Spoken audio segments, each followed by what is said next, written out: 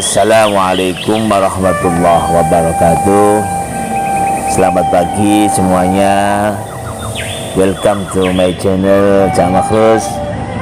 Stay tuned with me together in this place. Oke, alhamdulillah pada pagi yang sangat ceria ini saya doakan semuanya panjang umur, segera waras, rezeki yang barokah, istri yang salehah, dan tentunya diberikan kesehatan oleh Allah Subhanahu wa Ta'ala. Amin, Allahumma amin. Setiap manusia tentunya ingin hidup bahagia. Setiap manusia menginginkan hidup dalam kesuksesan. Ada yang meyakini kebahagiaan itu terletak pada banyaknya harta, tingginya jabatan, pokoknya banyaklah, bermacam-macam orang meraih dalam kebahagiaan itu, dari upaya yang wajar hingga yang tidak wajar. Namun teman-temanku sekalian yang berbahagia, pemirsa yang dirahmati oleh Allah Subhanahu wa Ta'ala, secara realitas memperlihatkan tidak sedikit orang yang memiliki harta yang banyak, jabatan yang tinggi, fasilitas kehidupan yang sangat luar biasa, memadai. Tentunya uangnya sangat banyak sekali. Tapi kekayaan itu, jabatan itu, ketenaran nama itu, kemudian kesuksesan dan kebahagiaan itu tidak menjadikan dia hidup bahagia. Saya ingat ada seorang dari Jerman ya, saya ingat dari Jerman yang dikatakan orang yang terkaya sedunia, kalau nggak salah itu nomor 94, yaitu Adolf Mickley. Adolf Mickley ini adalah orang yang sangat terkaya, tapi bagaimana kehidupannya, di akhir kehidupannya tahun 2008 itu dia mengakhiri hidupnya dengan menabrakkan dirinya ke kereta api alias bunuh diri. Naudzubillah, summa naudzubillah billah. Pemirsa yang selalu dirahmati oleh Allah Subhanahu wa Ta'ala. Jadi itulah membuktikan bahwa kekayaan, jabatan yang tinggi itu tidak bisa dijadikan jaminan di dalam kebahagiaan dan ketenangan hati seseorang. Secara realitas banyak sekali orang-orang yang mungkin tidak memiliki jabatan, kehidupan ini pas-pasan, secara ekonomi ini sangat sederhana sekali, bahkan banyak orang yang tidak mengenalnya, diremehkan, disampingkan, tapi kehidupannya tampak tenang-tenang saja, kehidupannya santai-santai saja, kehidupannya penuh dengan kegembiraan, ketenangan. Nah, dia selalu sumrengah, kata bahasa Jawanya, sumrengah, meringis.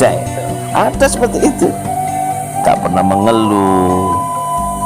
Karena apa? Dia selalu memanjatkan rasa syukurnya kepada Sang Pencipta, yaitu Allah Subhanahu wa Ta'ala. Pemirsa yang selalu dirahmati oleh Allah Subhanahu wa Ta'ala. Oleh karena itu, kalau kita memahami ya dari apa yang saya sampaikan ini, bukannya kita ini tidak boleh menjadi orang kaya, bukannya kita tidak boleh menjabat suatu jabatan yang tinggi, atau tidak boleh menikmati karunia Allah. Tidak. Substansi yang harus kita tangkap bahwa kebahagiaan bukan terletak pada harta dan jabatan. Itulah substansinya, inti dari apa yang sampaikan, nilai apa yang sampaikan ini adalah, oh ternyata harta jabatan itu bukan menjadikan jaminan.